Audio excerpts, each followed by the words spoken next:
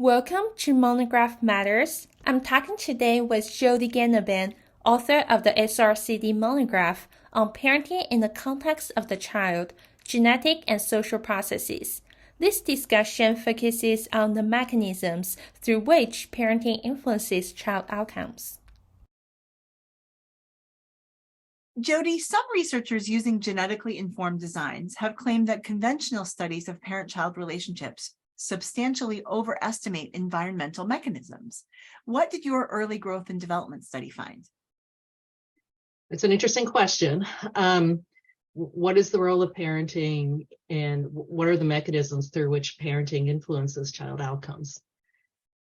When the early growth and development study was initiated, we were in a time when socialization theories predominated developmental psychology, meaning that many proposed that any links between parenting and child outcomes, or parent characteristics and child outcomes, like parent depression, child depression, were explained by parenting, what parents did and how parents raised their children.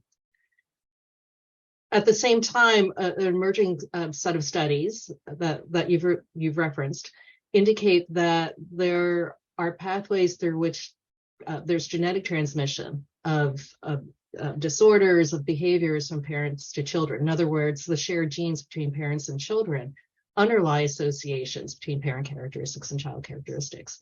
So the early growth and development study was designed to explore whether or not there are pure socialization effects on child outcomes, and if these effects exist in combination with all the genetic effects that had been recently observed. So this was the entire point behind the adoption design, because in an adoption design, you can start to tease apart environmental effects from genetic effects. Through multiple studies, the early growth and development team has found that there truly are environmental influences on child outcomes. In other words, that associations between parenting and child characteristics, or parent and child characteristics, really are influenced by environmental factors.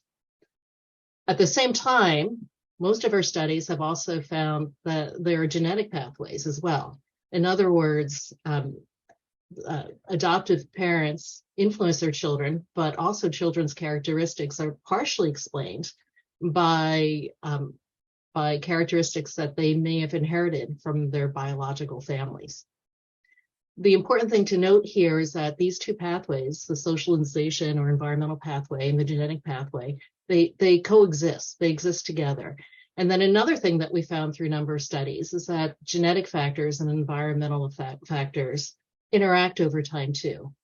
So that development is neither strictly driven by nature or nurture. Rather, our study shows that both factors are incredibly important and influence each other throughout development. Nice. It sounds like your study is a one on that classic question of nature and nurture, and you're finding that both nature and nurture are important. Right. Could you give us an example of how they interact?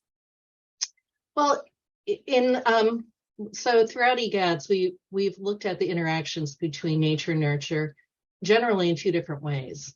One way is to look at whether or not heritable predispositions or heritable characteristics of the child influence how they respond to parenting or other environmental contexts, like marital hostility, for example. So we have found that in some instances, a heritable predisposition may make a child more vulnerable to adverse environmental settings.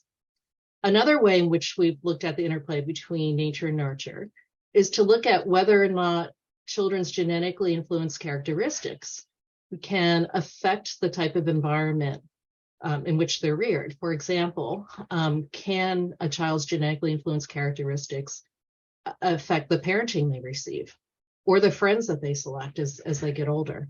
And in some of our research, we have found evidence of evocative effects, that child characteristics such as genetically influenced predispositions to irritability, anger proneness, are related to the adoptive parents' parenting behaviors.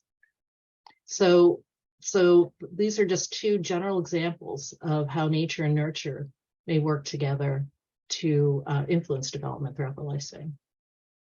Thank you for giving those examples. That definitely unpacks the interaction a little bit and helps us understand what you mean when you say they interact.